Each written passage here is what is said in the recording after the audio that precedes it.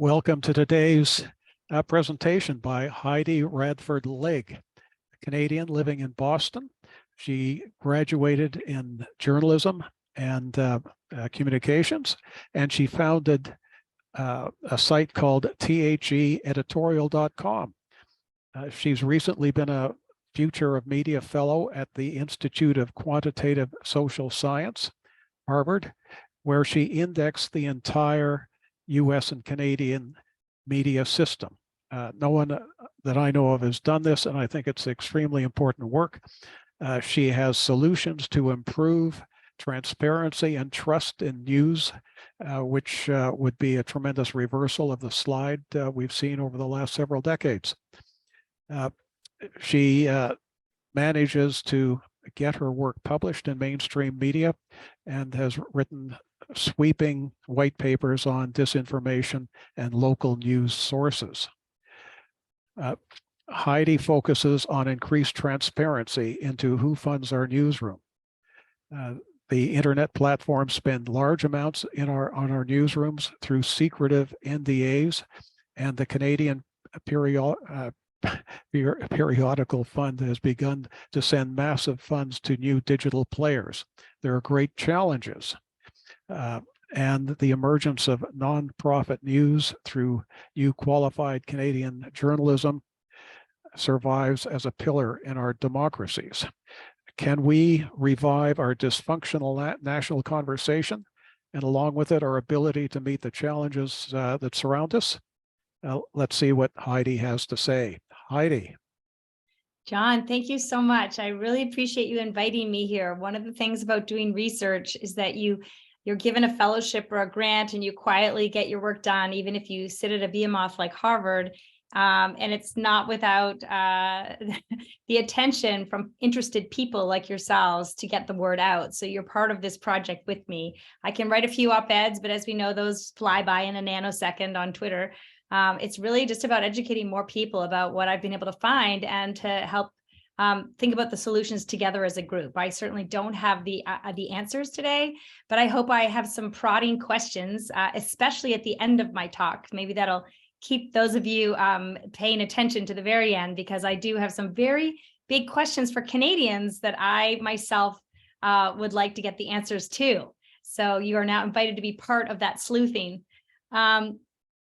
I'll start by saying, once upon a time, we had seasoned, trusted journalists in Canada. I can think of Peter Zosky and Barbara Frum. They brought us our TV and radio news. Most people paid a few dollars on the street corner for their local newspaper. That was the Moncton Times transcript for me. And most people read it. That's the key. They actually read it. And governance revolved around mostly shared facts, and people had a high trust in journalism. So you could be a liberal or a conservative or an NDP, or in the US, a Republican or a hardcore Democrat, but you are at least existing on some shared facts to govern around. And now that's a real problem. And I guess I'm trying to tell you what I'm seeing stateside. I've been here for 20 years. My husband's a Montrealer. We moved down here in the year 2000 for his job in finance. And I just can see what's happening here happening in Canada already. So I'm glad you're listening, and I hope to be able to help. A little bit about my background, but John obviously already ran through that. I'm very proud to have studied at these different universities. And I've spent 20 years here in the US. I'm still 1 year shy of being equal in both countries. So that will be interesting next year when I cross into 1 more year in the US than my time in Canada. Today is different. We make the vast majority of our decisions based on information from our friends, our family, and those with whom we share our values, often through social media. One of the professors I worked with, Gary King, he coined a term called the social trust network. I'd never heard anybody use that before. And he says that's what we're operating on. He's a chief sort of political scientist in the US, very, very revered. And when he said that, it really resonated with me. So I don't know if he's trademarked that, but that's Gary's term, the social trust network. That's what we're operating with today. And so that is where we're getting our information. We're awash in a deluge of information, often unaware of the sources or funders of the content and news we consume. I have two teenagers. My youngest is in 12th grade, and they are definitely that digital era. They were the first kids to come out with cell phones and social media and Snapchat and TikTok and the works. And I'm always saying to them, who wrote that? Was that written by Glossier, or was that written by a journalist? Was that written by a political group, or was that written by a journalist? And it's very hard for them to even know that answer. Although I will say the younger generation is probably a little bit more media literate than other generations, but it's a massive problem. So my 3 takeaways today I want to share with you, and I did share this presentation with the members of the Canadian Senate 2 weeks ago in Ottawa. I was very delighted to be invited up by a number of senators because they're looking at Bill C-18. I'm happy to talk about that bill. I can speak less to C-11. I don't know that one as well, although I follow it. But C-18, I'm happy to talk to. And the first is a deeper understanding of the landscape. The second is to figure out how we pay for journalism, because it does cost money to pay people to go and do the digging, and to shine a light on the funding of Canadian media in hopes of an improved media tech governance worldwide. So here's what's happening in the US. You know most of this, but let's just run through it for fun. Over 44% of those 18 to 40 find their political news on social media. Hyperlinks mean I have the source of this information. I'm happy to share this deck. I think it's being shared with the recordings, and in that you click on it and you can see who I'm referencing, but they're all high quality news sources, Pew Research, big newsrooms.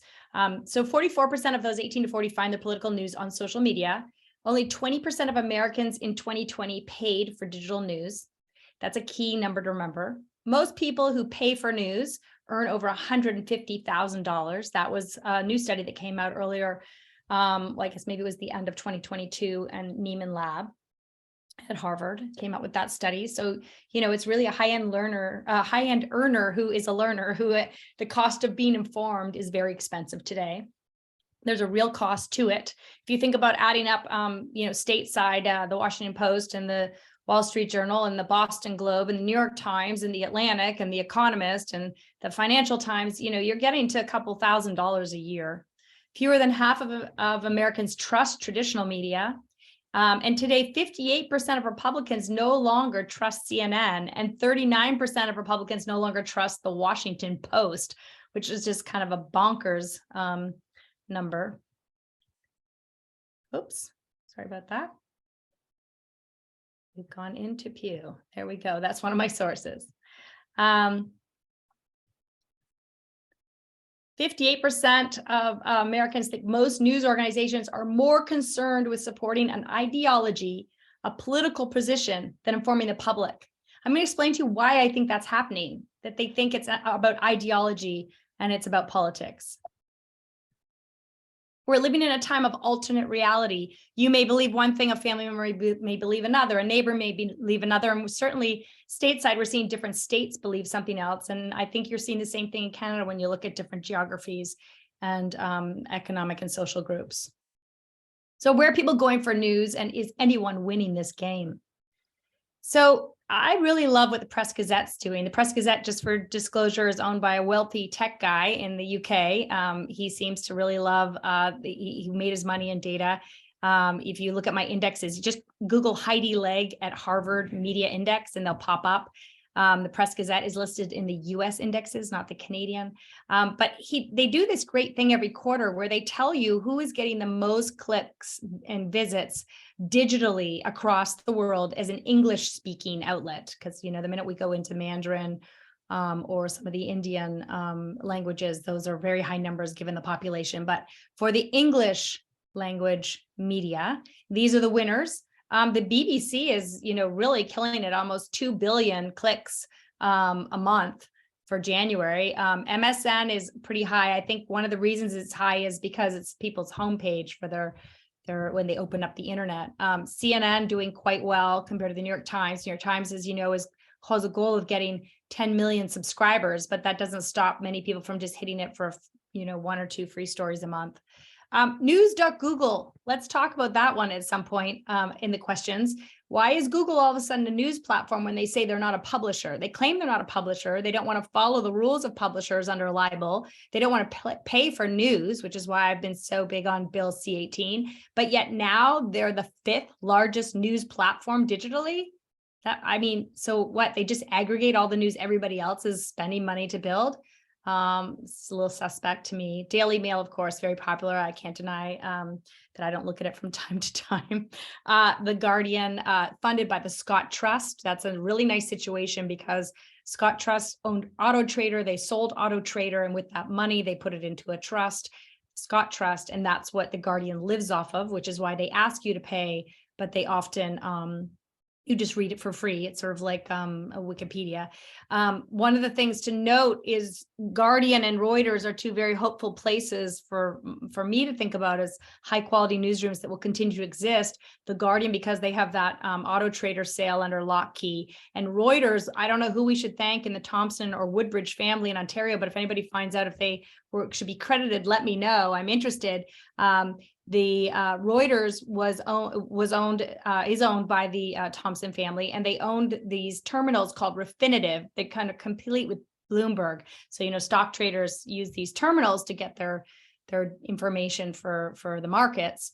And when they sold Refinitiv to Blackstone, who then sold it to the London Stock Exchange, they made a deal. And the deal was that for 30 years, $330 million would go to Reuters every year to create news. So I think we're down to like 27 or 26 years left in that deal, but Reuters definitely has a nice 330 million every single year coming in, as does the Guardian. And I think those are the places where I look for hope, where there's already, when I say who pays for journalism, at least there's a couple places that, have a built-in allowance.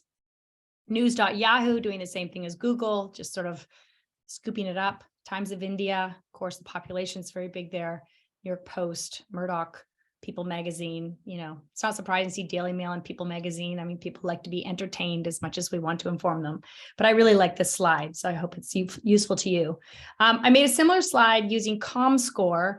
It's not a perfect model to count clicks, but these are uniques. And this is where Canadians are consuming the news. Or were in November 2021.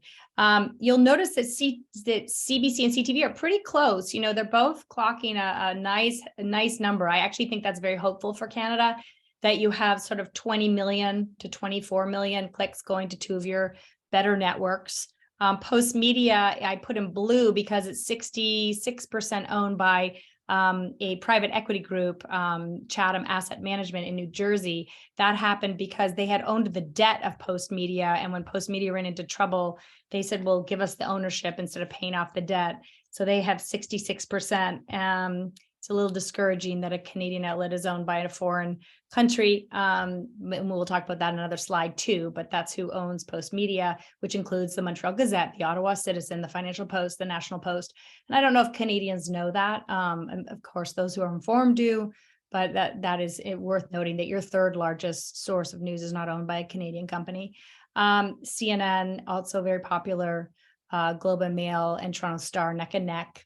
So you can see that list. BBC is also blue, a foreign entity, also a high quality news outlet, but I put it in blue. So I'm happy to send these slides to anyone who needs them. I think that these are the numbers I just ran through. It's not bad, right? Like, okay, so all right, these seem like good newsrooms. As a journalist, as someone who went to Concordia Journalism, I'm like, not bad. These are, for me, the CBC has become a little left, I'll be honest, from what I grew up on.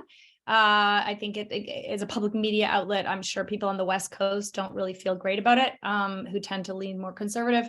So that's something for you guys to think about as a country, but a very reputable newsroom. BBC, very reputable newsroom. CTV, very reputable newsroom. But here's the thing, as I said, we can measure the clips, but how useful is it? The thing to notice is when I typed into Google Tucker Carlson, all of a sudden what came up, now I was under videos. I don't think I clicked videos. I should go back and do a test, or someone else try this at home. I think I just put in Tucker Carlson and it threw me into video. But notice what came up first, Twitter and YouTube, not Fox News. And one of these clips, a 2-minute Tucker Carlson clip, where he goes on some rant, can get 57 million views. This was reported by a really nice outfit called Media Matters in the US that measures media.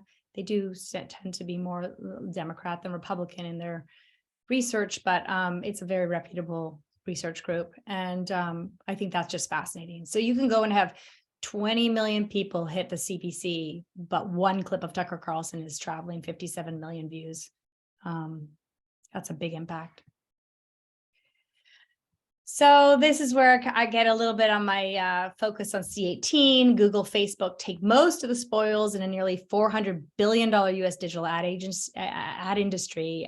Forbes is reporting that the digital ad industry globally will hit 800 billion next year. Facebook, Google, Amazon, Microsoft, and Yahoo to a lesser extent, they're all taking those ad dollars. They're no longer going to newsrooms. And the big tech platforms, we call them platforms, they're refusing to pay for journalism. So the ones that are left, like I explained to you, the Reuters or the Guardian or the CBC and the BBC, which are state funded, those are still reputable newsrooms, but Google and Facebook don't pay for any journalism, at least transparently. I think that's a big problem. For 15 years, they've scoffed. I was 2 years at the Kennedy School where a lot of this kind of study on disinformation was happening. And I talked to Richard Gingras, who runs Google News Showcase. I've talked to many people in that space, and even some of the disinformation experts have said to me, like, well, maybe journalism doesn't matter anymore. Maybe what we need is just content moderation. And I'm like, oh dear Lord, where are we going? So it's not our fault that we won the ad dollars, is what the platforms are like. And they're right. They built the greatest ad machine ever. Like, they can micro target that I'm talking to you and that I went skiing last weekend in Canada and that I like the color green, and they can target that exact green ski jacket that's perfect for that ski condition to me. I mean, that's amazing and good for them. But if they want to live in a free economy, in an independent, democratic state and country and nation where you have free markets, they need journalism, and the refusal to pay for journalism does motivate me every day to continue to do this work. They said, well, you guys need to modernize. You should why don't you guys just focus on subscription? That was their thing. Just focus on subscription. Well, this is how that's worked out. So blue is the population of a city, and black is the number of paid subscribers. Now, this was a paper I wrote back in 2019, so we're already a couple years out. Trust me, it has not changed. In fact, that line I showed you where we have $150,000 plus users who are paying for subscription, and local news is like 10% of the entire nation pays for local news. I mean, this is just so sad. Like, this is how few people in Boston pay for news. Like, in a 5 million person greater Boston city, you have like 150,000 people paying for news. Like, subscription doesn't work. It's not working. So it leaves journalism at a really high risk of deep influence. So remember that was back in 2019. So I've been watching this from the Kennedy School over to this fellowship at Harvard's IQSS. And I've just seen more and more political money pour into journalism because the newsrooms are desperate. Like, they're desperate. They have no ad dollars. They have no classified dollars. And they're living on subscriptions of 150,000 people in a 5 million person city. So I wondered, how do we solve this? Like, if the platforms are just so big and they win, how can I try to back into this? And I had this really nice fellowship, and we were supposed to be doing this big, huge event at Harvard around trust in media. And because of COVID, that was shut down. They're like, what do you want to do, Heidi? And I said, you know what? Can I just start to play with this? And it really took off. And I've had a really lovely 2 years to be able to do this work. So I decided to start to dig and find out who has the most voting shares in public companies, who's funding private companies, if you can even get that information, who's funding all the nonprofits that are emerging. And I started to dig, and I used an age-old truism in journalism, which is follow the money. We created 4 indexes. One is US mainstream media, 176 news orgs. So like the Atlantic would count as 1, and then ABC, even though they might have 50 stations, we would still only count them as 1. So 176 parent companies. Then I did the digital nonprofits, because sitting at the Shorenstein Center, I saw all these little nonprofits that were starting up, and Google and Facebook giving money for these studies on like how to help new digital nonprofits create subscribers, how to help digital news nonprofits create newsletters. And, you know, I like my colleagues who are working on those projects, like they really thought they were doing important work, and they were, and that's where the grant money was coming in. But I was like, this isn't going to work. Like, this isn't going to work to have all these tiny little digital nonprofits who get like a $50,000 grant. And there's some of these journalists in these tiny nonprofits, they're so excited. I understand. I had one with the editorial. I built a small one, but the math doesn't work. And so I really wanted to dig into that group. And if you really want to nerd out, you can look at that index and see the 240 and counting in the US. Facebook and Google are trying to do the same thing in Canada. I tried to capture those on my Canadian index. There are less of them. I'm happy to run through the ones I've noticed. But this is the game that Facebook and Google play, which is let's go get all these people to create all these small little nonprofits around a niche subject, often something they're very passionate about, around identity politics or climate or guns or prison, really important topics. And they go and motivate this small group of people to create their little newsroom. And then they just don't have the heft of a large newsroom. And it allows Google and Facebook to go to governments and say, what are you talking about? We're not obliterating news. Look at all the news we've created. But they, of course, don't have the heft of National Post or Globe and Mail or CBC or CTV. And so if they were genuine in their attempt, I wouldn't be so frustrated, but it's disingenuous. It's literally like the Red Sox playing the Yankees or the Maple Leafs playing the Habs. And I kind of want to call them out on their game. The other index I did is 6 owners of the US daily newspapers. This one, I wish it had gotten more play in the US because it shows you who owns the newspapers by state. So when you think about elections, that's very interesting to know that Gannett owns these states and Alden Capital owns these states and Lee and Scripps own these states.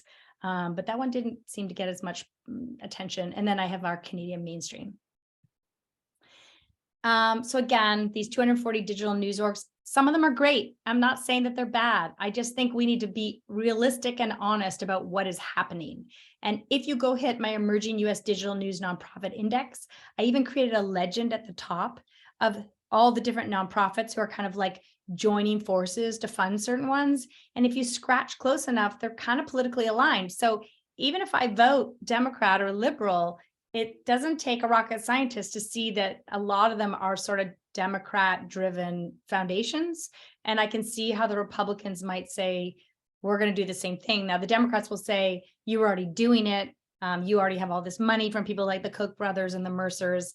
And so it's just like everybody, they're all doing the same thing. And so I think we just need to really push for more transparency and some governance around forcing public, declarations of who's funding the media org. So they have been prey to political funding, which is why C18 matters. Independent revenue will ensure journalism prevails. So C18, if you're not familiar with it, it is going to be a law that Canada potentially passes. There is one similar to it in Australia called the Australian Code. The Australian Code was funded and pushed by Murdoch because he owns a lot of media properties down there. So regardless of what you think of Mr. Murdoch, I personally, as someone who wants to see revenue in journalism, think it was a good movement. He was powerful enough to push back against Google and Facebook. And what I like about the Canadian one is this creation of QCJOs. It's not perfect, but these quality Canadian journalism organizations, to get that designation, these newsrooms have to turn their funding, reveal their funding to basically Revenue Canada. Revenue Canada keeps that in secret, but at least double checks to make sure it's not sort of foreign influence or some sort of rogue funding. And once you have QCJO, that just helps with the negotiations for the funding. The law hasn't been passed. One of the problems with it is it doesn't force, like if the Globe and Mail or the Toronto Star does get funding from Bill C-18, sorry, I have some workmen in my house for the noise in the background. I'll just mention to them, sorry, 1 second, if I can just mute myself 1 sec.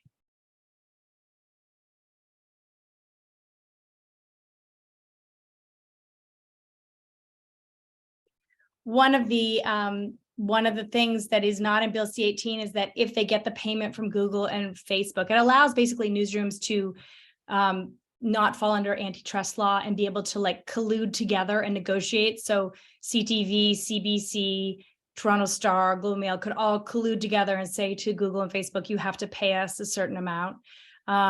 That's not fair. Right now, they are all getting, many of them are getting money. And in my index, it will say they'll be highlighted in purple if they're getting funding from Google. But because Google forces them to sign NDAs, as did Facebook, we can't know how much money Google or Facebook gives to Torstar or the Globe and Mail or other media outlets. And that feels like antithetical to journalism to me. I mean, you used to be able to open up the newspaper and count how many ads, you know, the local car dealer bought. And certainly growing up in New Brunswick, we knew the Irvings owned all the newspapers. So you weren't going to get a big investigative piece on the Irvings. You had to go to CBC for that. But it was just like this it's the lack of awareness that bothers me. I'm not utopian in my thinking that we can like completely open this up and stop influence. I can't even follow it as a journalist, and that frustrates me. Like, I want to know how much money is going to Torstar or the CBC or the Globe and Mail from Facebook and Google. And some of them who are getting paid properly because they are the better newsrooms and negotiated probably good deals early on, they don't want to have to reveal. So that is something I'm still curious about, is how we build in transparency.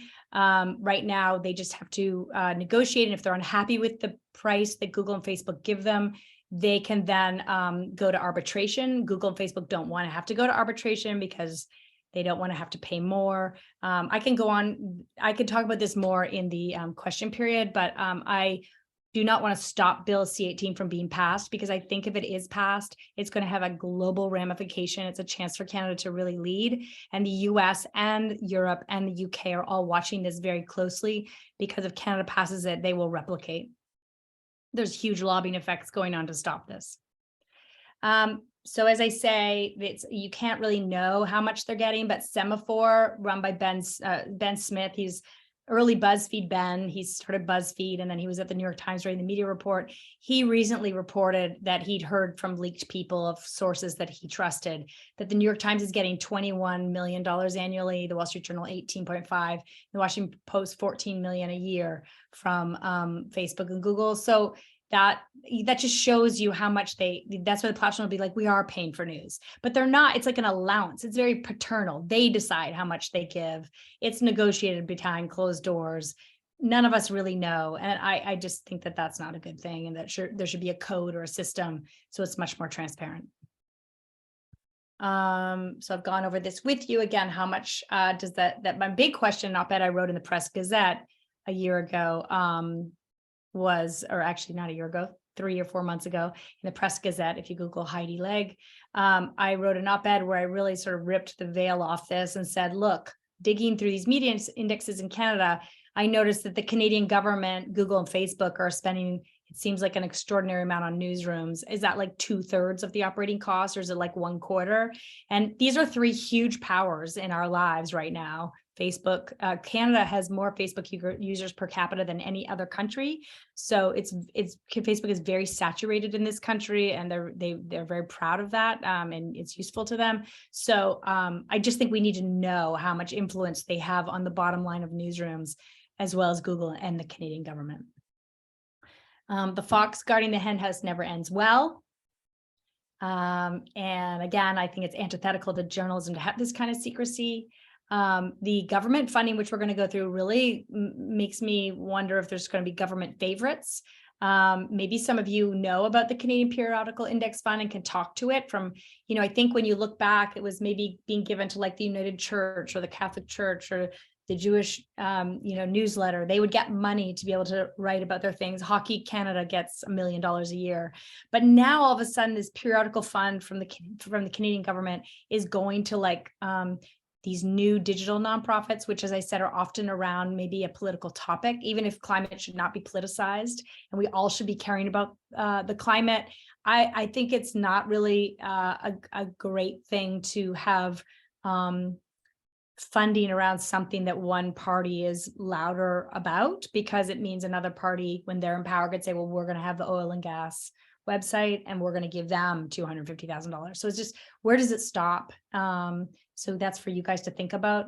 It struck me as unusual. We don't do that in the stateside, but we'll go through that next. So this was my Cassandra moment, but I will remind you that Cassandra was then cursed by Apollo for telling her prophecies, that her prophecies would all be wrong. So I'm going to call this my pre-Apollo curse moment. But here's what struck me about the Canadian media that I leave with you today to think about and dig and see if I'm onto something or if I'm, onto a conspiracy. I'm open to not having all the facts. So that's why I'm offering it to those of you to think about. So Canadian Periodical Index Fund, just kind of weird. So here's a few of them. Maclean's Magazine, Toronto Life, they're owned by the Gagliano family. And they get over $1.5 million a year for those publications. I don't know, like when the Conservatives get in, will they still get 1.5 million? And does the editorial at Maclean's change based on who's in power? I did own Maine Magazine, a bit, pardon it, and I know that our budget was $1 million a year for 12 issues of Maine Magazine. So that strikes me. I know that $1 million of that $1.5 million actually goes to Maclean's. So that's a very hefty budget for a magazine. You can easily produce a nice magazine 12 times a year with $1 million.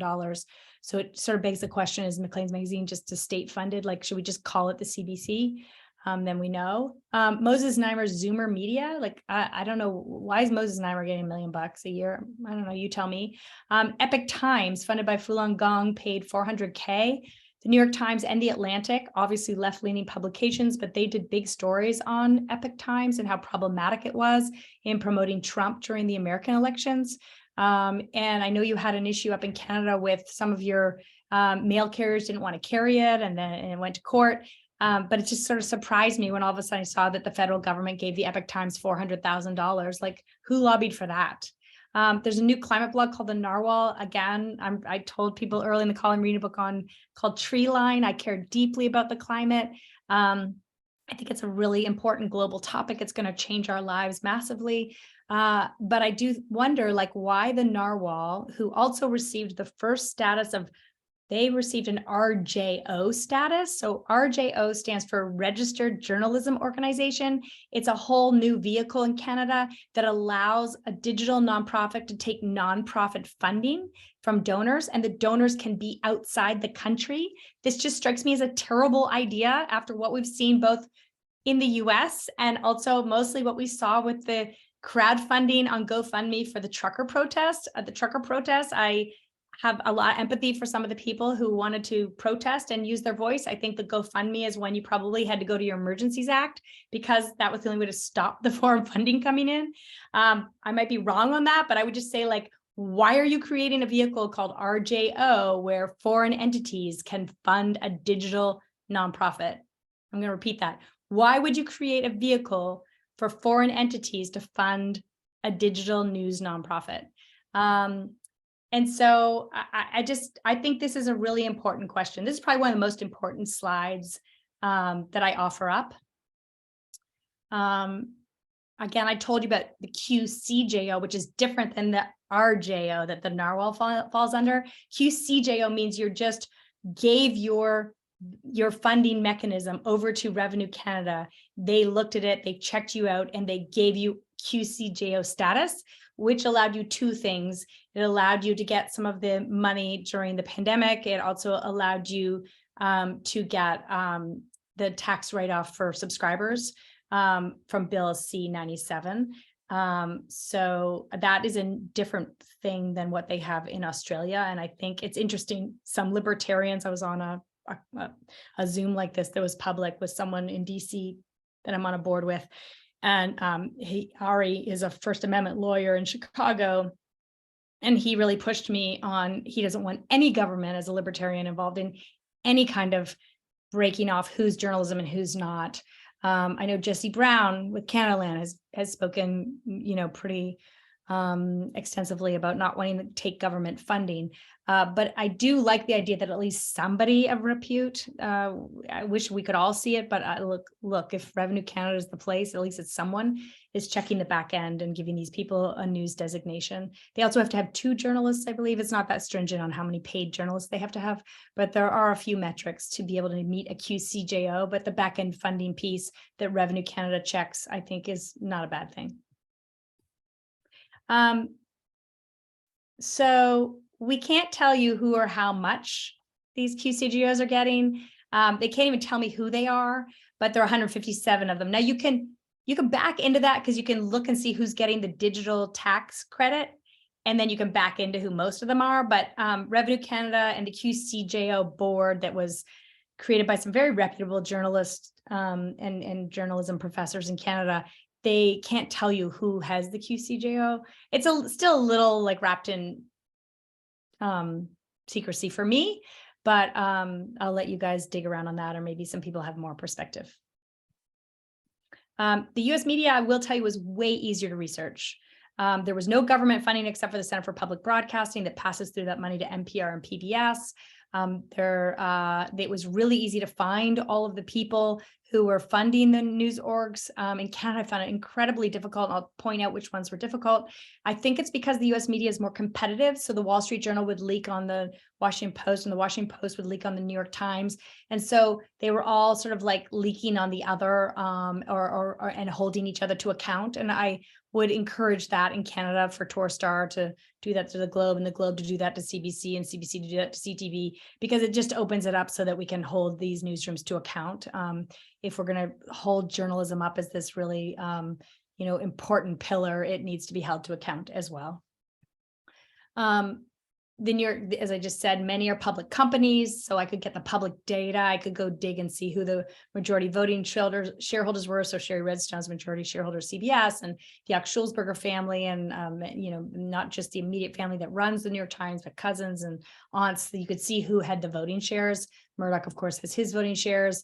Intel, Lauren Powell Jobs owns she owns the Atlantic. She funds a lot of these digital nonprofits through her Emerson Collective. She also was the biggest donor to Kamala Harris, and is huge on the Dreamers and not opening the borders, but doing things that are favorable to more immigration. So that's fine. You can fund things and have a view. Let's just know who they are. So the Lauren Jobs one I kind of like, because at least we know where she stands. The Henrys I kind of like. We know where they stand.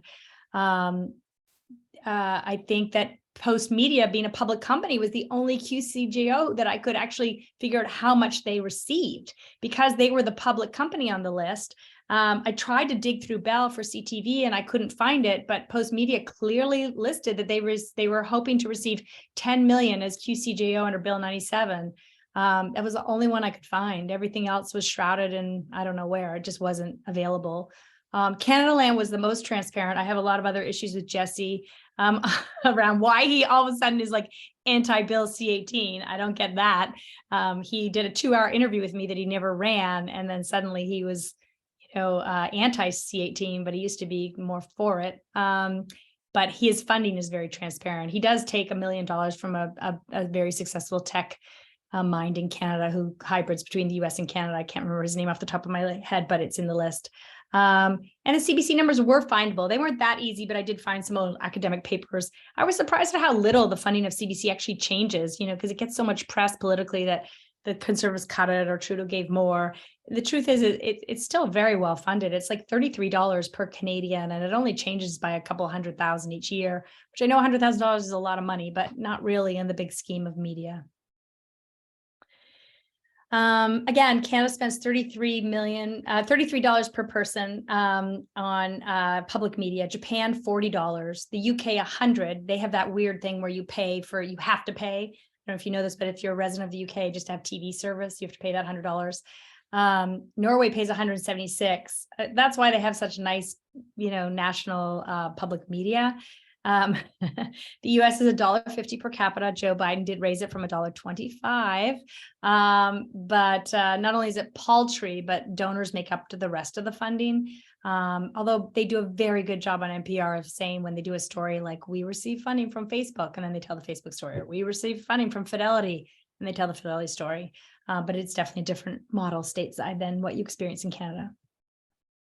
So these RJOs, I've talked about it a bit. It allows news orgs to take in donations, unlimited foreign donations. They don't have to print it until a year later in their annual report. A year later is a little too late when there's election.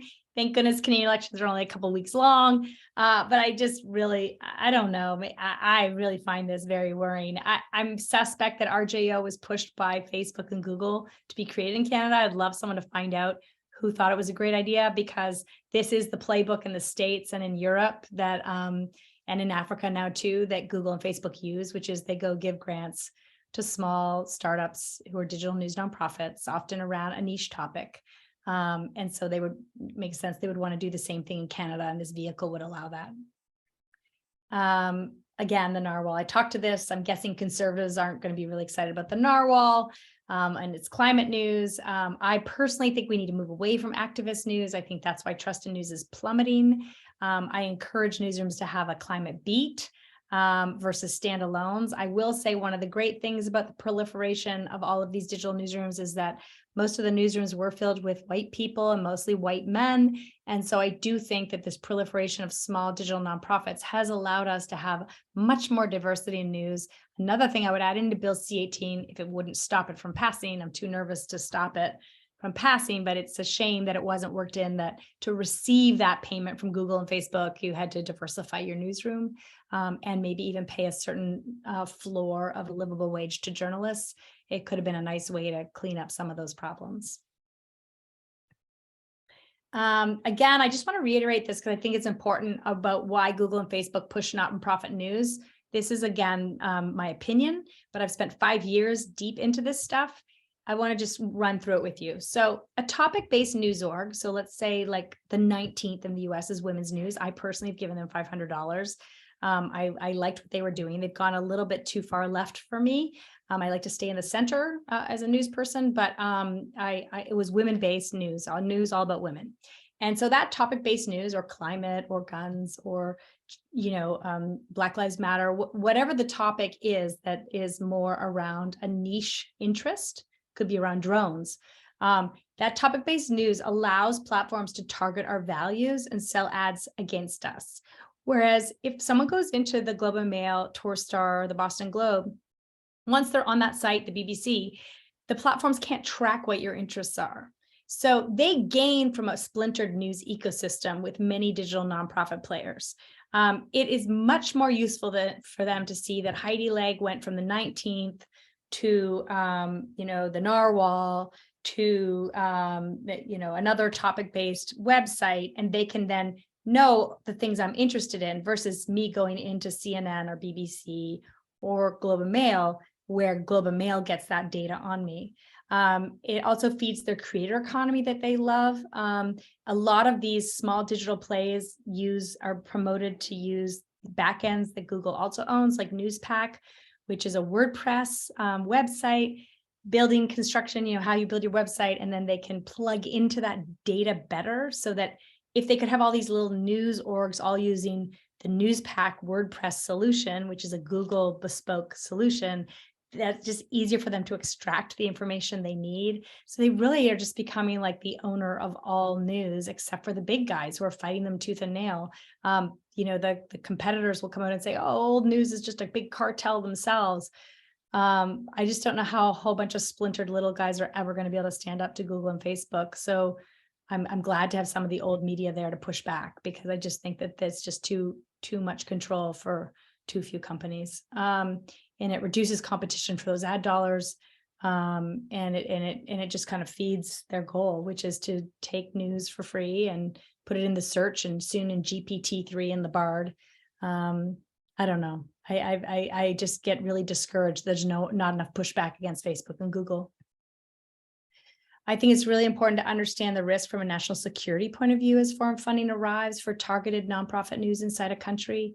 We're all talking and thinking about interference in the Western world right now. So it just strikes me as pretty reckless to be able to have a small little digital news nonprofit that arrives and has bigger pocketbooks than Torstar or the Globe and Mail or CBC. And that we all know that if the CBC is operating on $1 billion, there's people who can come and put millions and millions, if not billions, into news entities. Remember, one clip gets 57 million views. So even small news outlets can gain massive reach on social media. So a small place, I'll use my own startup, theeditorial.com. If I was given $20 million from a foreign nation, and I was putting out, I had that amount of money, I could be doing some really creative social media, and I might not be a really well-known brand, but my clips could all of a sudden go viral in a major way. That's the reality of what we're dealing with today. So how does Canada ensure better governance in media as the population grows exponentially? Digital media proliferates and foreign funding risks swaying elections. That's the question that every country, actually, not just Western democracies, but especially Western democracies should be asking. So I have some questions. This is the end of my talk, and I do have some heavy questions that I'd like to throw out there for all of you. And as I say, I'm happy to be debunked that it might be a conspiracy, but these were dots that I found and crumbs that I wished I could have had a little bit more information on. So who funds Rebel Media? I emailed Ezra Klein. He wrote me back. He told me that he's self-funded. So that's a question I think people should keep digging for. Who funds Post Millennial? They didn't reply to us. I think that there have been some people digging around, but there's been no conclusive understanding of who funds Post Millennial. Neither of them are QCJOs, so they obviously didn't turn over their finances to the Revenue Canada. This could just be like efficiencies that's happening. Oops. But I'm really curious. John Kennedy, is it John Kennedy? I'm sorry, I'm blanking on his first name. Kennedy out west. He's a Harvard Business School graduate. He called me and was very helpful to me, as was Elgin from Village Media. They seem to be incredibly transparent, very upfront on what they were funding and how it was coming together. But there is a link happening between his Glacier Media, Elgin's Village Media, Sam Grippo's Madison Ventures, which funds the back end of Glacier Media, and Radler, who is with Conrad Black on the Continental. They are all working together. So the question I would want to know is, are they just working together to have like the same data on the back end to compete against the Facebook and Googles for ad dollars? Is it just efficiencies? What's going on there? I would like to know a little bit more about that. All I could find was a story on Sam Grippo from the Toronto Globe and Mail back in 2016. But that I would, again, if we were in the US, the Washington Post would be doing this to the New York Times, the New York Times doing this to the Wall Street Journal. I would love some investigative reporter to dig around on some of these questions. If someone were paying me to be the media reporter, these would be the stories I would be curious about. I'd love to know who funds True North. I dug into that. It has a board of directors.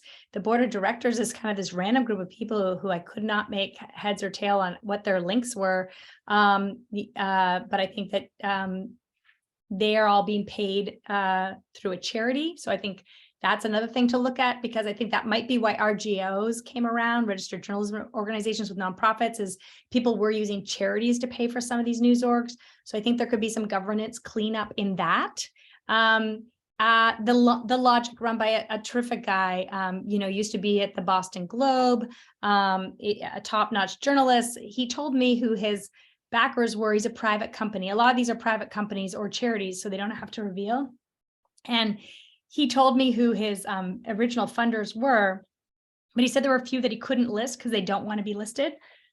Excuse me.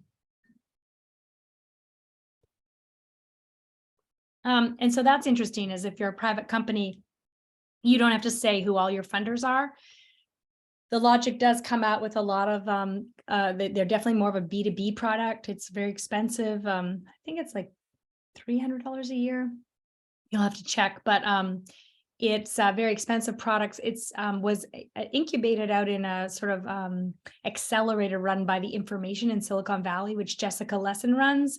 Jessica Lessin built the Information in Silicon Valley as the go-to newspaper, digital newspaper in Silicon Valley. Her husband, Sam Lessin, was one of the early Facebook people with Mark Zuckerberg. They're personal friends with the Zuckerbergs.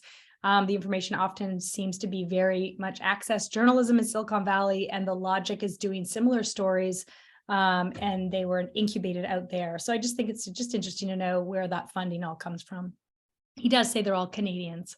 Look at the directors and charity funds. I found that wanting in some of them. Hub Canada was one of those that had some charity funding. It was pretty, they were pretty transparent about it. But again, it's just like how this, I couldn't really figure out how the charity funding works behind some of these news orgs like True North and Hub Canada. The Canadian National Observer was really interesting to me. It was really on my radar because when I was building the editorial, Canadian National Observer was being built at the same time. I was sort of probably a little jealous that Linda Solomon Wood kept getting like all this press in the US. And I was like, why is this American up in Canada getting all this press for her little startup? I'm trying to do my startup. Like, how is she getting leverage? Like, wow, like, does she have a good publicist? Like, what's going on there? And then, so it was kind of on my radar. I will tell you there was that bias. And the more I dug around, I was like, okay, there were 11 people that were her original shareholders. She won't reveal who those are. Her brother ran the Tides Foundation in Canada, which is a major funding force for social change initiatives in the US. That kind of perked my interest. And then like Nieman Lab at Harvard was writing about them all the time. They also write a lot about Village Media down here in the US, Elgin's outfit. Again, Village Media does have a bunch of newspapers in Rhode Island as part of their holding. I just can't connect all those dots. And if somebody wanted to pay me to do that connection, I could, but maybe you have a media journalist up there who wants to dig in on this. The lead reporter at CNO, she's a respected journalist, Gracili, I'm going to say her name wrong. It's in the indexes, but she is the grandmother to Elon Musk's kid. Her daughter's Grimes. So I thought that was interesting that CNO was doing all this kind of climate stuff. And then she's like grandmother to Elon Musk's kid. And then their first big prize winning story, which got like all these accolades through the Trudeau government, was on the Irvings. Look, as I said, I grew up in New Brunswick. I understand the Irving playbook. But is there a conflict of interest when a newsroom funded by the Liberal government, because they've received many payments through the Canadian Periodical Index Fund, gets a big investigative prize on the Irvings as their first big piece? I don't know. It was wanting to me. And how does that not divide and drive mistrust? Journalism is at an all-time low in trust. Here's another category: political consultants paid heavily to consult for the government. Are they reliable journalism? So I know Ian Bremmer. I interviewed him for my startup called The Editorial. I like Ian. I think he's a very wise and intelligent person on global politics. But we do know he's a major funder, close friend of Chrystia Freeland, and a big funder, a big consultant to the government. He was the one who got the big interview on Trudeau after blackface, so that was interesting. And now he has a US-based news site called G0 News. I've said to Ian, like, really, you're a paid consultant to nation states. Can you really be a new news site? He's hiring a lot of Canadian journalists. I don't know, maybe I'm old school. Maybe this is just the new game. And I'm just naive, but I'd really love to open this stuff up a little bit more. It seems antithetical to everything I've learned at journalism school and in newsrooms. Hub Canada, similarly, very interesting. David Fromm is involved. Sean Spear, who worked in the Harper government. Donor Canada and Dominion Institute are backing that through the charity model that I discussed about how charities back some of these things, and there's some private family money that's listed, and it's in the index. This is all in the index. And who are the major investors in Chatham Asset Management? If you go to Chatham Asset Management, who owns Postmedia's website, it's like a black box. It's just like a one-page website. I've tried to dig. I can't quite get who their funders are in their portfolio. Not that means that just because someone owns a media outlet, is a shareholder or a funder to an asset management firm, does not mean that the thumb is on the scale. It does not mean that anything nefarious is going on, but we can't hold them to account to know if there is anything nefarious if we don't know who the funder is. I'd love to know if there are any Canadians who are going to mount a case to try and buy back the Montreal Gazette, the Financial Post, Ottawa Citizen, or Post Media will even sell them. Post did buy all the Irving newspapers out east. And I know Irving is involved there. Those are pretty fabled titles. I'm curious what's going to happen with Post Media. I'm very interested. And then Politico, as I said, I'm just dropping crumbs for you guys. But Politico is now owned by Axel Springer.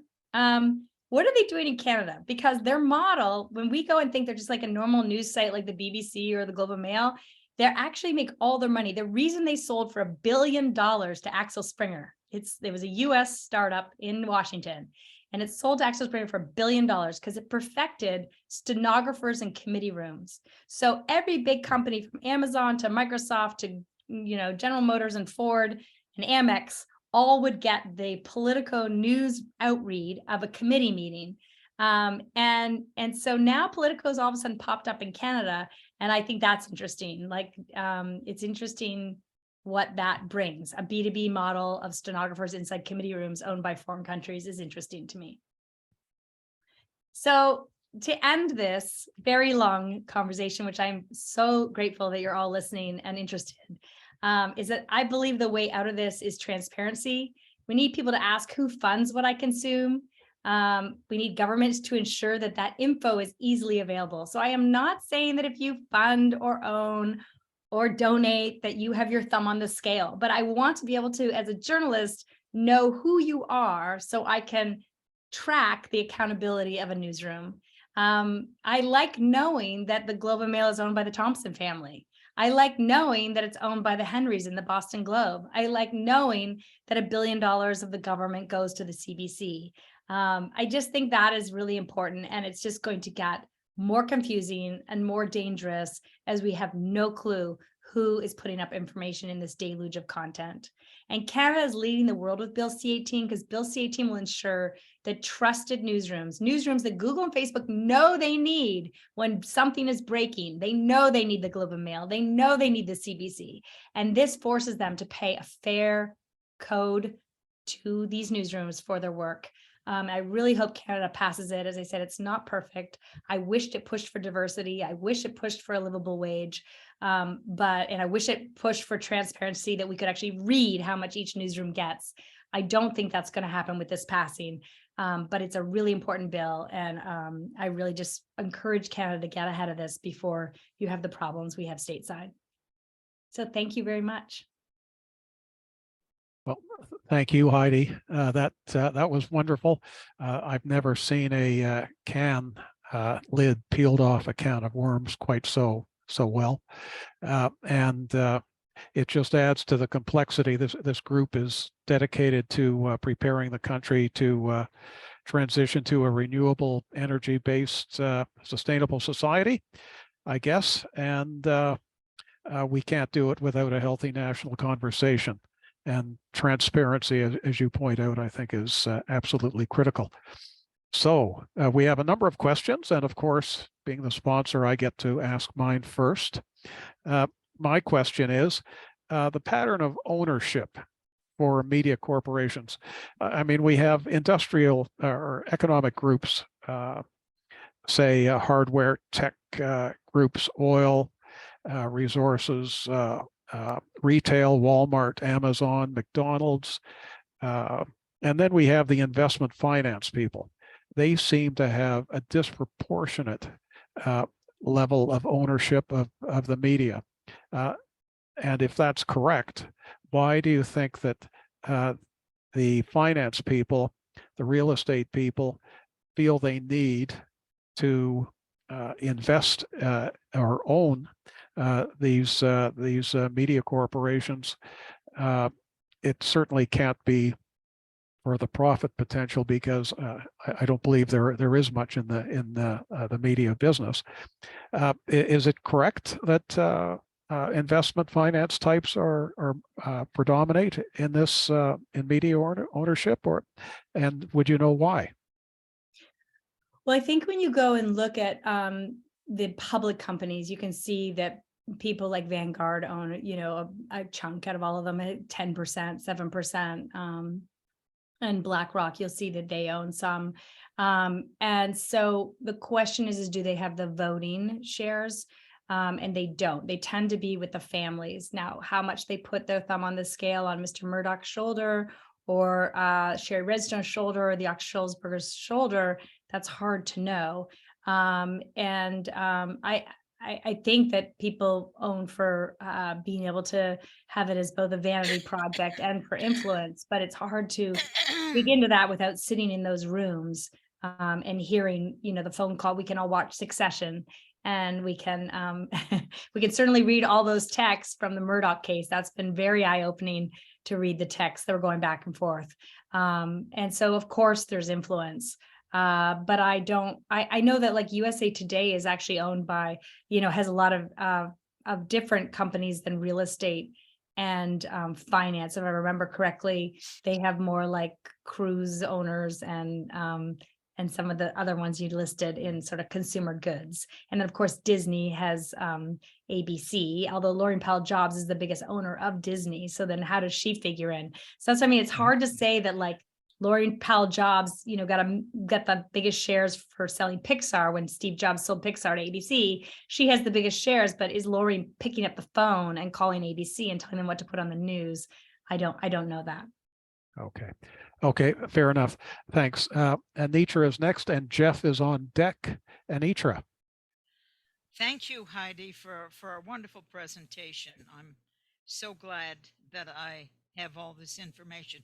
I originally asked a question about the advertising, which you answered. So let me ask a more generic question, which is, I find that besides the confusion of who owns each media outlet and who therefore has their thumb on the information, the kind of muddled thinking that's occurring in journalism is an equal obstacle to us getting a clear roadmap from the information which we all acquire each week, each month, and need very much to go forward with. In some cases, this muddled thinking is muddled because of influence. And I would just take the Catholic Church and the Boston Globe, where they looked at the priests, and it was a long thing. It's well known. Yeah, very important piece. Situation. But there was a huge institution that put its finger on it, but had no real interest in the Boston Globe, but had a lot of influence in general, but no financial.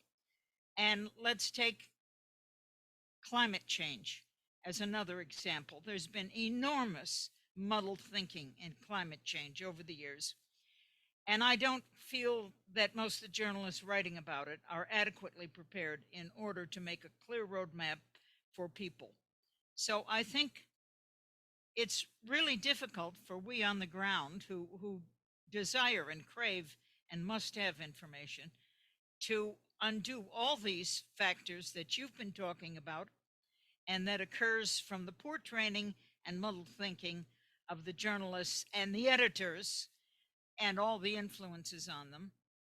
And I'm wondering if there's some kind of solution there, if you've come through all these obstacles and said, okay, this is how you get better information and information you can trust or put your fingers on as adequate. I really appreciate this question, Anitra, because I think there are a couple of things at a high level that could change. For example, I graduated from journalism school at Concordia in 1994, and there were only 17 of us in that class. So that's Geneviève Beauchemin, who's on CTV every night. I'm always so happy when I come home and see her, or Todd Battis, who's doing CTV in the Atlantic. I mean, those are, I'm just so glad to see them both. They're very, very good journalists. They've been at this for a long time, but it's a very small group that goes and gets educated in journalism today. Why? Because if you go and come out as a consultant, I mean, I look at my own career and I think, wow, I really wish I'd gotten an MBA. I mean, I have a lot of talent. I would have liked to have made some real money, and you just can't in journalism. So I think that if we could have some sort of funding actually to train journalists, like fellowships at some of these journalism schools like King's and Concordia and Carlton and Laval. I think those were the top schools. And I think that if you could just be training more journalists properly how to follow the story and not be muddled and not be an activist, and follow the dots, that I just think turning out every year churning out a really good group of strong journalists who are trained as well as a lawyer or a doctor. Obviously doesn't take that many years, but proper training I think would be great. And the universities in Canada being public could try and do that, or donors could create scholarships for that. But then when they come out, they have to have a job, which is why if I could go back and be more involved in C18, I would say, make it that if the newsrooms get the Google, Facebook money, that they have to put 30% of that money to a livable wage. Right now, the New York Times union is really going at it with the Sulzbergers. And yesterday they were saying, they just won't meet our demand of a ceiling or of a floor of, I think it was $65,000. They're saying, just make sure that the bottom person at the New York Times makes $65,000. And, kudos to them, because people just aren't going into journalism because you can't live on it. And that's why we're just not getting high quality content like we used to. So I think journalism schools and a livable wage for journalists. Okay, Thank you. Super. Jeff, you're on, and Jean and Dave are on deck. Yeah, Heidi, thank you for your presentation. It's really made me think about a lot of questions I've had over the years as a climate scientist. So I'll ask a couple generic ones here. How many news networks have inputs, that is dollars, from fossil fuel corporations? And do they implement any controls? And the generic question is, do we really have freedom of the press anymore? I think that's what I'm trying to do. Again, I don't want to go into conspiracy. I tried to use facts where I could. Like I'm really believe in saving our climate personally. I find it wanting when I look at the Canadian National Observer, because if I were an oil and gas person, I wouldn't trust it, because I'm looking at the Tides Foundation and the Elon Musk link and the promotion by the federal government under Trudeau, whose mission is this. I just you're going to lose an audience. I would much rather see money being put into a newsroom like Torstar or I hate to say National Post since it's owned by Americans, but some of the local newsrooms, or the CBC, in the US, there's funding now coming in for donors to have climate, like here in Boston at BUR, which is one of the bigger NPR stations. And, then it gets syndicated across the country. A bunch of money that I think it's the Granthams, of course, they're very big in climate. Some people have given some real money to have climate reporters at BUR, the NPR station here in Boston, and those stories proliferate out. And it might surprise you, but James Murdoch, the Murdoch son who, took a hike out of the family business and married Catherine, who's a big climate activist, they gave, I think, $3 or $5 million to AP to build up their climate reporters. And so I just think if we're trying to build trust, we need to have climate reporters who are being paid, and they can be through donation, but super transparent and maybe not feel like it's a political arm. And the same thing with the Radler, Kennedy, Village Media. I don't know. I just poke around and see if there's any oil and gas money there. I don't want to go into conspiracy, but of course there's influence. And so it's about us trying to shine a light on that. I mean, even an investigative team in Canada that just keeps digging from where I started could be cool. But the way they operate fossil fuels, and it makes you wander into that conspiracy theory idea. So.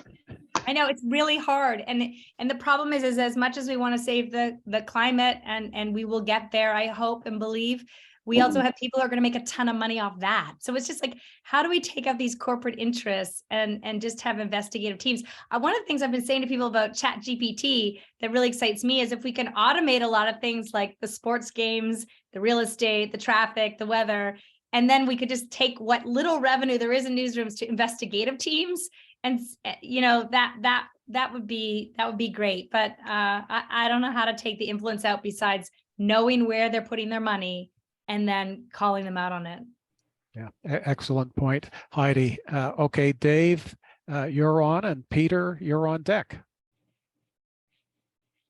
Thanks for the talk, Heidi. I was fascinated and interested by your comment about the CBC. And I just wanted to say, it's not a question, but we could have a conversation about it. My sense is that the CBC has actually become more right-wing, despite the fact that conservatives plan to kill the network if given the chance. That would complete part of Mr. Harper's effort to make Canada unrecognizable, which he said, kind of a just watch me moment. He just never had the time to do it, as he was consumed even with destroying other elements of our country, like our environmental laws and regulations. And that's why we turfed him out of office. I think the CBC is really important, and that's why I tried to show that other countries that we might look up to as being well run.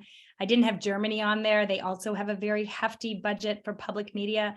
I think the CBC is a really important artery, and especially today, as more of the newsrooms, don't have the money. I think public media is something to really be protected. But I would argue that a way to protect the CBC is to look at where there are critics. And so, as much as I'd love to run the CBC, I would love that job, but I don't think you should give it to me sitting in Cambridge. So I think it is problematic that your CEO is sitting in Brooklyn, New York, in the heart of like liberal bastion America. I mean, everybody knows Brooklyn is like more liberal than Cambridge. So like it's hard to, if you're going to have critics, like don't feed them. So that's what I'm trying to say about CNO too. Like don't feed the critics. So also the interference story, whether it proves out to be true or not, the Globe and Mail was covering it and the CBC was not.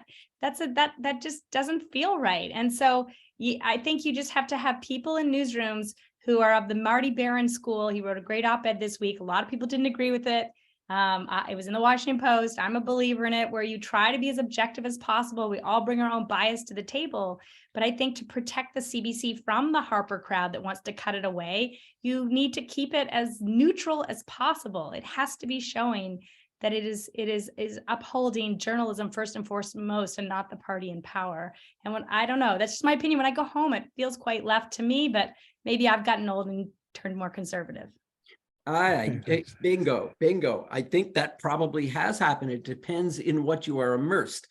I think there has been a gradual drift, and from my position in Canada, I look at the Democrats and I see that's pretty right wing. I look at the Republicans and I go, my gosh, what is that craziness? And then I look at the Libertarians and I don't know what to say. Well, Uncle Joe is pretty centrist. I think that we can all probably agree on that. He's not a far left Democrat, but they're very active. I actually don't think he's centrist. I find him quite right wing. It's Okay. hard. It's all right. hard. It's really hard, Dave. And I mean, I only come home, I think I counted, I was 11 times in the last 3 years to see my parents. And then of course I do visits to friends and family in other parts of the country. But, you're talking to someone who pops home, 5 times a year. And so I'm probably not a fair barometer for the CBC, but I do hear rumblings from lots of people east to west who feel it has gone quite left. But I may be wrong. Yeah, well, Okay. the important thing for me is at least it's the one thing that I think holds the country together. It would be a terrible loss.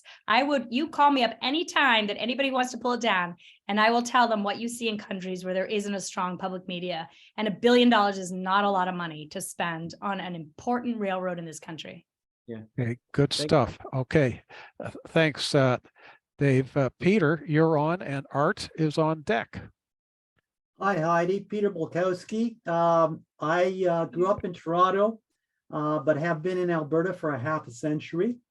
In terms of the CBC, I am definitely in favor of deleting it, privatizing it. I do not believe it pulls the country together. I believe it generates separatist feelings. But my question relates to your confidence or trust in government or government media. I'm Ukrainian heritage. I don't need to go to Pravda. I can go back to the New York Times, a gentleman by the name of Walter Duranty, who won a Pulitzer Prize for it. That's the 1930s. So the reasons for distrusting press go a long ways back. Duranty is a huge example of that. Brian Williams, his reporting in Iraq was stupid. Yeah, that was a shame. Yeah, okay, but those are types of reasons why trust in the mainstream media has declined and will continue to decline. Do you mind if I ask you a question? I'm so curious. Why do you think that CBC should be privatized? Because I don't believe it leads to national unity. I believe that it is so far out of date and out of touch with a large portion of the population. I believe it is a contributor to separatism in the West, which I do not favor. I absolutely do not favor separatism. But there are large numbers of people. They now have their own echo chambers because they don't believe what they're hearing from the CBC. You then form the other echo chambers, which to me is not good. Okay, and that is a huge problem. And the CBC doesn't seem to be able to address itself as a national system anymore, if it ever did. It was certainly of extreme value in the 1940s. Now, we're not so sure. Do you see any way that it could be useful and bridging the West and the Ontario Maritime Quebec contingency? It has to have reporters rather than activists. Yeah. And that has to be true all the way up to the senior management. And again, the old saying, he who pays the piper calls the tune. So Trudeau is paying the piper. Even if he's not calling the tune, we perceive that they're not going to go against him very strongly. Yeah, I think that we could look to the BBC, although they're having some problems now too. But I think you could look at Ofcom and just having, I think there needs to be maybe some more governance put in, because it does seem like there's a big sense of distrust. I would hate to shelve it. You look at countries that don't have public media and it just becomes infotainment. And I agree with you that it needs more governance and more neutrality and an arm's length from the government in power, and probably a shift to a focus on more regional areas than just Toronto and Montreal. But I also would rather see it get restructured than disappear. Okay, thanks, Thank you. Heidi. Peter, I just wonder, after the recording is finished, we could discuss whether it's the disconnect with CBC is regional, or whether it's what I would describe as the glass tower syndrome, where you've got a stratified society and the urban, the upper class in the urban inner city is disconnected from just about everybody. Anyway, Art, you're on, and Mike is on deck. All right. I've heard you mention Chat GPT, and you have some hopes for it. In fact, it's the news ecosystem has some new pressures laid on it, and Chat GPT is clearly one of them. And I find that I use Bing Chat as my search engine now, and I get far better returns, and it gives me the ability to pursue a link, and I go down fewer rabbit holes now. I tend to find what I want to get, so I'm rather pleased with it. I know some folks are concerned, and I sure want to hear your comments as to how this is, at least in your vision, ultimately going to affect the news ecosystem. I also want to address the world of YouTube, and in terms of bringing the news, and just a reminder that this recording is going to be up on YouTube and be available for people to search and find out information. And in fact, I get lots of comments that people are doing just that. So it is a news channel of a type.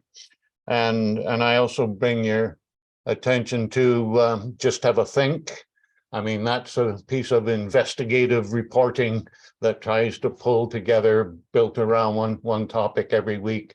And I quite like it. But you didn't mention that at all as a potential news ecosystem player. Your comments, please. Bing.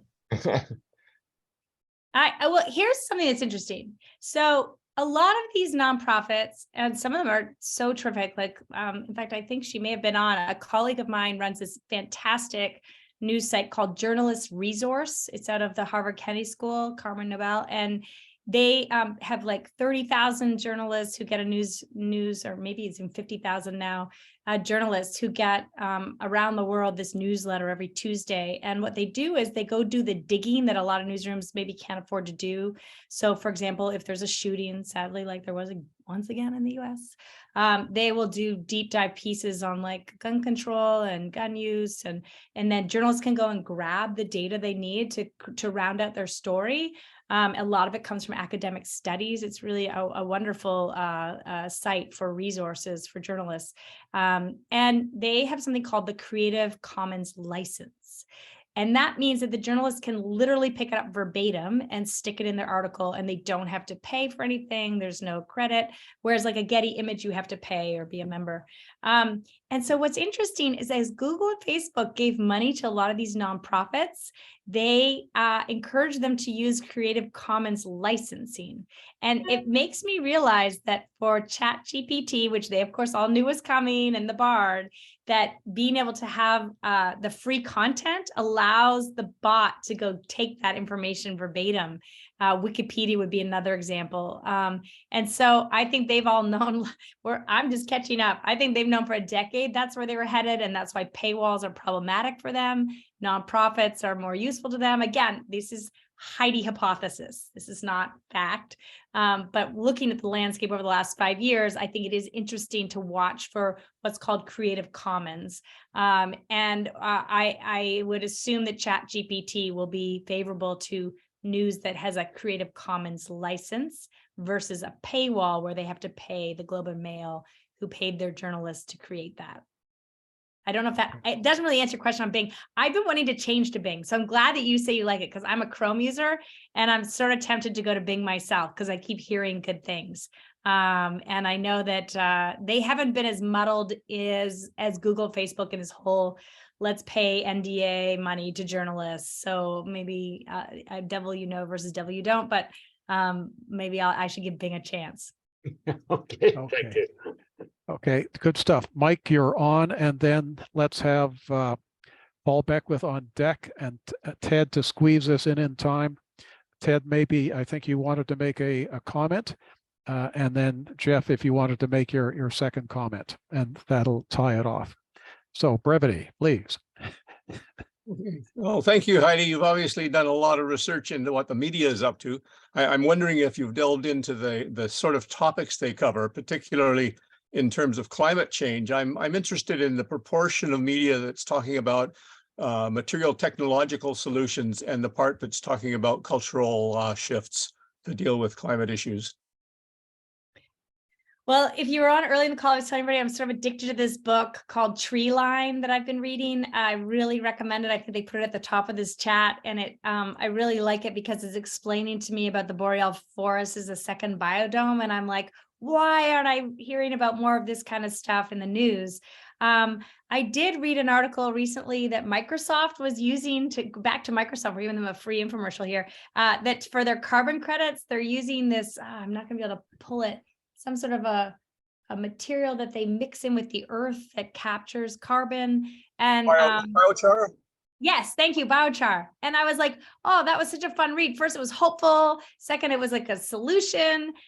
So I'm trying to seek out, I don't know, I'm weirdly being attracted to that stuff on my own. I'm not really a big, a climate reader, normally, but I'm really glad to have that book and see those stories. And so all I can offer is what I offered earlier, which is I know Catherine and James Murdoch gave $3 million to the AP. I know a bunch of even some personal friends here in Boston have all given money to this movement at BUR to have more climate reporting. You know, that's why it's not that I don't like the Narwhal or CNO. I just think their funding has to be super clean, because otherwise people are going to be like the same way we would if all of a sudden like a fossil fuel, you know, digital news startup started. Like they just have to be super clean where their funding's coming from. But I can't offer to you more than just my experience as a user. Although if you go look under the US index I did on the 240 emerging ones, there is one on water that's been started. There's a couple on climate. And so, but they tend to be more US centric, not like, I haven't looked at like, I'm sure there must be a global movement to like, as we all have it in our head that like so many of these countries like India and Asia are going to be like in real trouble, which is why the migration is, you know, so key to figuring out how people migrate when this happens. There is an institute at Harvard. It's called the Salata Institute. I even put my name in to be hired in their sort of media comms project. They were given $200 million for climate. And I offered up in one of the recent exchanges that I thought we should take a portion of the money and bring journalists to Harvard and train them in how to cover climate.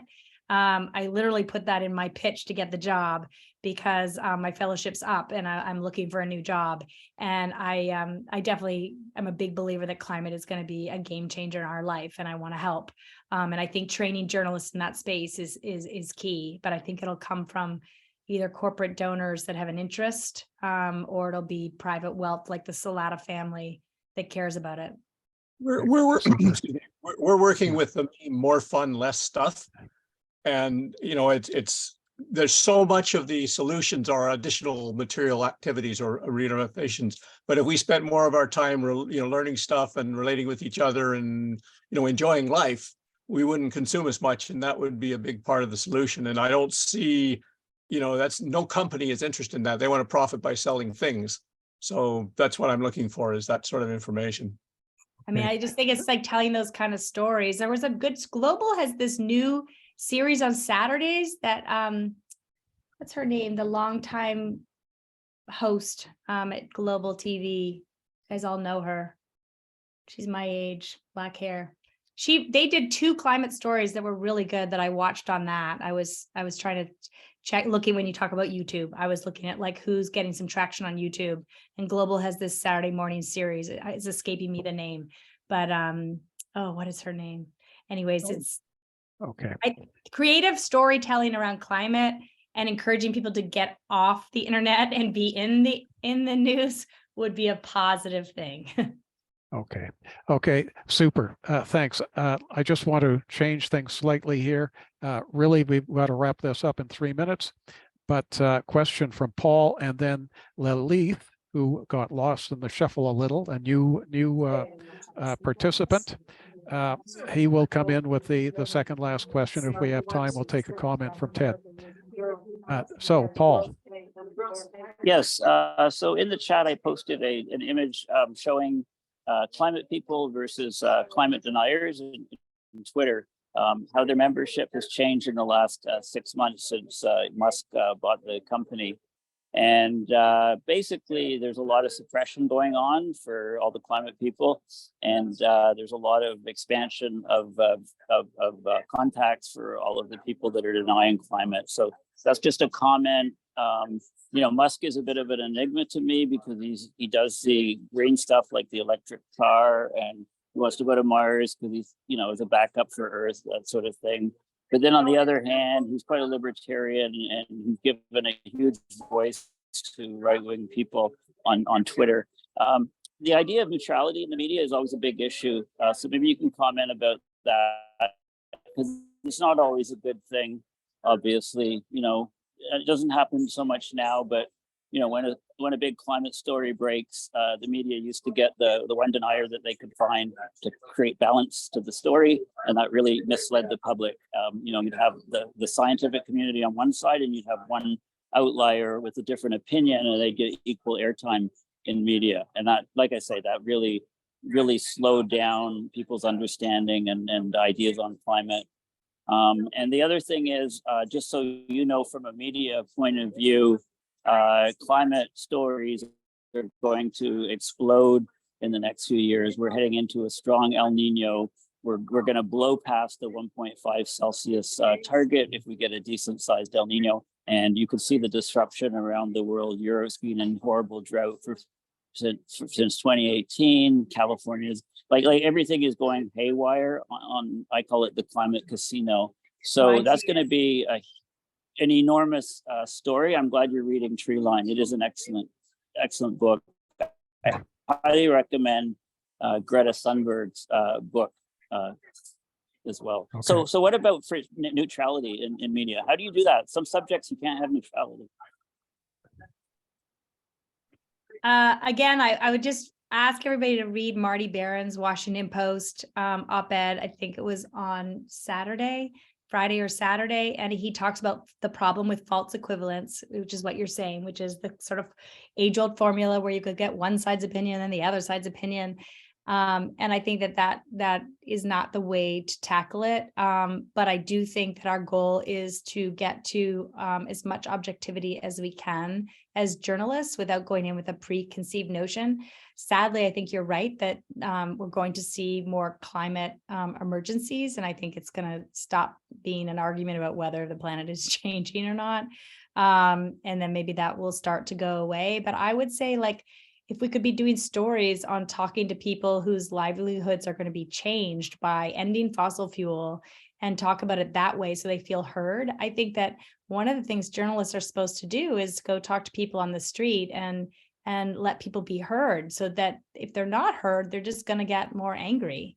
And you're not going to convince them otherwise. But if we really are going to have to shut down fossil fuel and move to this once in a lifetime opportunity, which Chrystia Freeland said in her budget yesterday, I mean, a lot of people are going to lose their livelihoods and something they've known for a long time. And we need to have some empathy around that and understand how that changes things for them and their city and their funding. So maybe it's not saying like, hey, was this story true or not that these esteemed scientists just came out with? But how is that, how maybe do a secondary story if I were the editor in the newsroom saying, look, if we're going to be putting up this, we also need to go to talk to people who are being impacted by that, which is why I think the funding is so key. And again, like I'm sure Linda Wood Solomon thinks I'm like terrible that I'm harping on her, but it's just like you've got to have really clean funding today so that people believe you instead of it dividing everybody. Okay, good stuff. Okay. Ted, I'm going to have to jump over you and go to Lalith with a question, and that'll tie it up for us. So Lalith, please come on and ask your question and make it concise. Yes, thank you, John. Thank you, Heidi. This is a really enlightening session from you. So it's tough to be concise here, unfortunately. I know there's time pressure too. As an immigrant who grew up in Sri Lanka, where national media was nationalized, and we saw the politicization of the media, and then we moved here in the 1970s, my parents being both teachers, the CBC was always on in our home. And I believe what Dave said in terms of keeping Canada together, CBC has done a great job of that. But I'm also informed by what Peter Bukowski has said. And for me, I have been really dismayed with CBC since the COVID pandemic and the mandates and all that too, because of the one-sided reporting that has happened without giving other points of views, especially also on the truckers' strike. And that's another reason why we are saying the country was divided, probably because of the one-sided reporting the CBC did. Living in Ottawa, I went to see what this was all about into the middle of the truckers' strike, just to understand, and talk to many people in there several times. And I didn't see any reports on the CBC except to demonize them, criminalize them. And then I'm thinking, what? Hang on a minute. Did they even interview anybody within the strike to paint a balanced picture? So it didn't happen. So what are your thoughts on that, Heidi? Lily, thank you for your question. I too grew up with the CBC on all the time at home, although I did like Lloyd Robertson too, but Barbara Frum was the reason I went to journalism school. I just thought she was the bomb. So I mean, this would just be my opinion. I feel like I can't really say how, I didn't go look at all the media. It would have been great to do a study even after the fact now, if you could take all the mainstream media and look at their coverage. I worked under a professor at the Kennedy School named Tom Patterson, and he does that after every presidential election, where he looks at, back when it was simple and there were like, 4 networks and like 10 newspapers, he would do a scan and then look at how they covered it. I actually put out a proposal that didn't get funded for this next presidential election that I really wanted to do, because you could do it real time now. You could actually see like what photos, you do a photo bank of what photos they put up, what word usage, machine language reading, natural language learning can tell you about like what words were used. It would be really interesting to do a coverage of CTV, CBC, and Global, and see what words were used and photos. That would be a fascinating project if some grant company wants to do that in Canada at one of the universities. From my personal opinion, I felt like it wasn't handled properly either. I saw a clip once of some trucker from St. Andrews, New Brunswick, so hitting home to my world. It looked like exactly the kind of person I knew growing up in St. Andrews, New Brunswick area. Very kind, gentle soul, who had gotten in his truck and driven up there because he felt like his liberties were being infringed upon.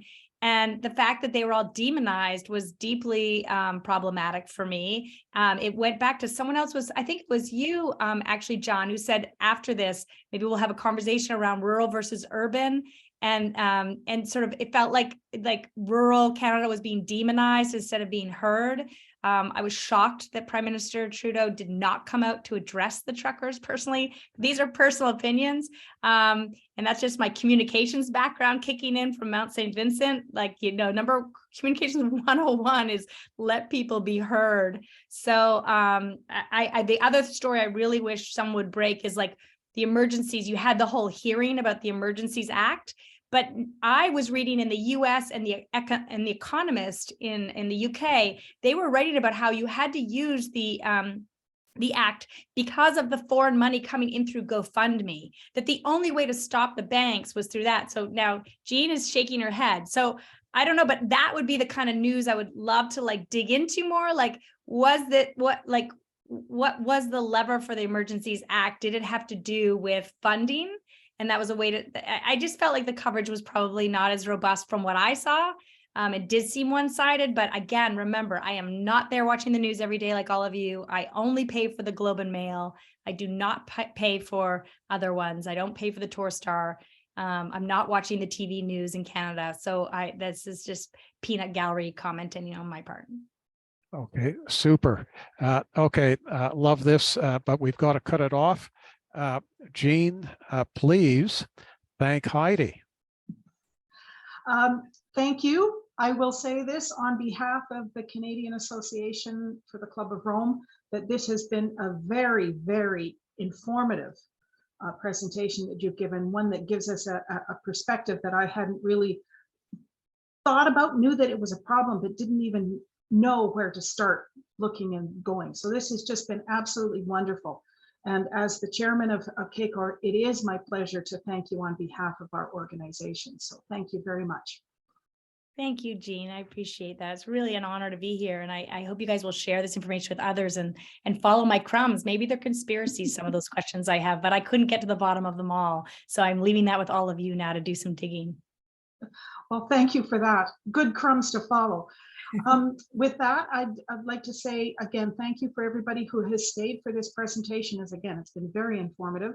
I would encourage you to go to our website, canadiancore.com, so that you can look at this particular presentation when it becomes available on our YouTube site. In addition, if you stay in the Stay Informed, you will be able to get the link to this particular presentation, as well as all the other presentations that we've had before. As it said, it's the 140th. There are many, many, many presentations up there. So go and look at that. If you're interested in finding out more about the club, There is information on there, how to become a member, how to donate to us if you wish. And also, if you subscribe to our website, you will get more information from all of what we have there on our CanadianCorps.com. So again, thank you, Heidi, and thank you everyone for for spending the time with us this afternoon.